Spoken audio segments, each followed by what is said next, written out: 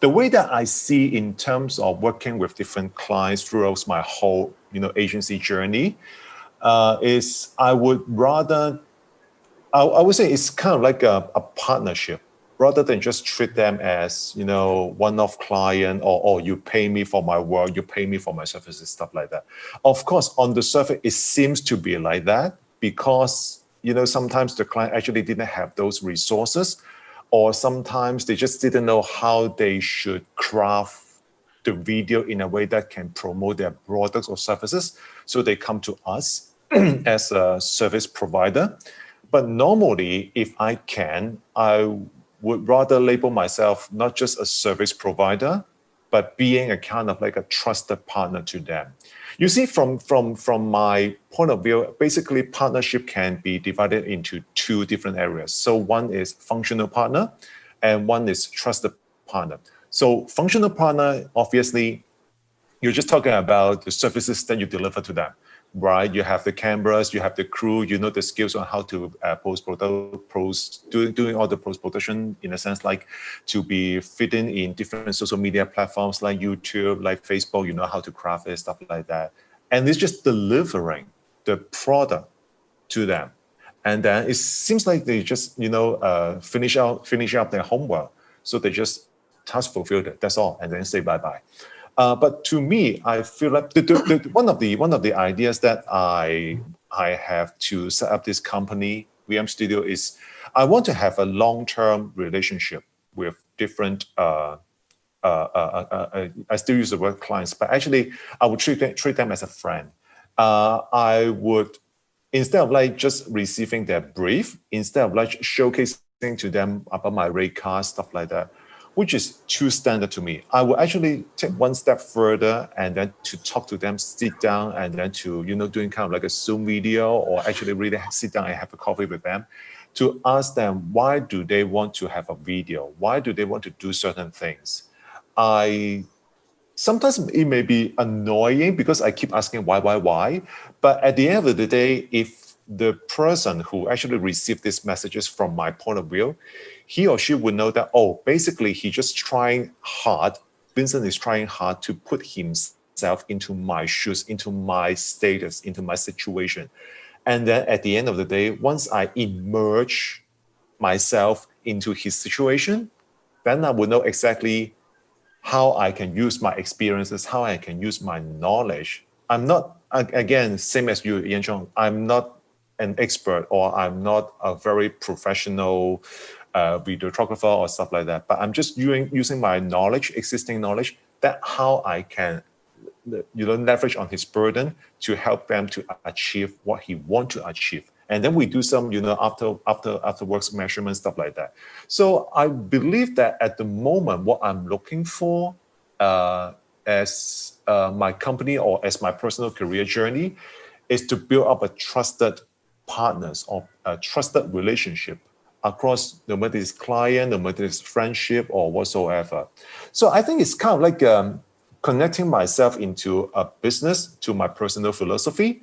So and this, that would make things more smooth and make things more like whenever you promise to the partners, then you can deliver something that as you promise. Yeah. Yeah, I think 2 points that you mentioned really stands out in my head right now. I'm just thinking out loud. One point you say that having working partners, functioning partners, is something that is quite true. Because there are a lot of, I would say that as much as there are people that think that way, like us, there are also people that with silo mentality, and which is quite toxic. And one good example is, if I'm not sure, actually, I'm not sure whether you have hang out in any co-working space or any co-working cafes. I'm not sure whether Hong Kong have such arrangement. A lot. Yeah. A lot, right? And you notice that everybody is just on their laptop. And there's no communication, there's no feedbacks, there's no sort of like working togetherness, even so they are at that space. And it's quite weird. Like, what's the point of you trying to be there or fit in as a co-working space when you don't even co-work? And there are actually a lot of opportunities around. It's just that people are just very fixated on what they are doing at the task that they are doing right now. which is kind of like a toxic mindset, which I strongly encourage. If you are listening at this moment, one good tip, which I felt that I think Vincent said it very well, is to try to find working partners or functioning partners. At the very least, they would kind of inspire you and make you accountable to certain things that you might be working at.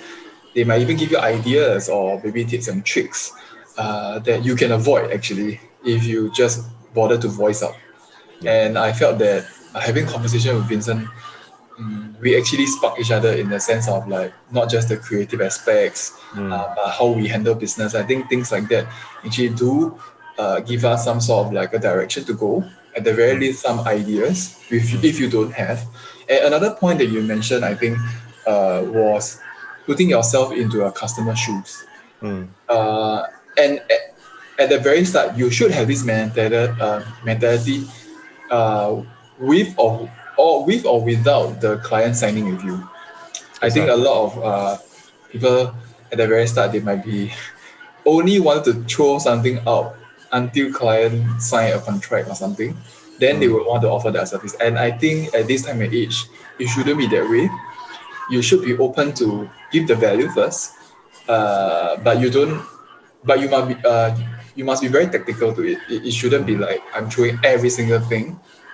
But there are some situations where I feel that I felt like there's some sort of connection with my clients, and even if they don't sign, I was very open to it. I was like, hey, if you feel like you need to you want to take this idea and just do on your own, or get someone that it could fit onto your budget, please do so. And they were shocked. They were definitely shocked. They were like, oh, Yunchong, but why? Like, we felt bad. And I think once you kind of being transparent and open with your clients, even if they don't sign you, you will have a very distinct impression to them. It's like, hey, no hard feelings, man. I mean, it might felt like, because the moment you voiced it out, they might feel like they are the douchebags. True. But if you don't voice it out and you hold grudges and you be like, oh my God, they are like this, then you have this negative takeaway experience, which I felt that is very toxic also. True. So in my process, I always try to see the positive of it. Like, end of the day, you earn their respect. And and maybe months down the road, if they have some success, and they have more budget to to achieve what you want them to achieve, Yeah. they will definitely remember you and they will swing back. Yeah. And it's always a hit and a miss. There's no guarantee kind of thing. But as long as you give a good taste, be it in the pre-production, the production, or the post-production, some sort of like a connection, which is usually you want to find the right clients usually at the very start, like the mingling, the talking, to understand what's their objective, to really to have that sympathy and that kind of vision for them. And if they feel it, they will retain and become your rightful clients lah.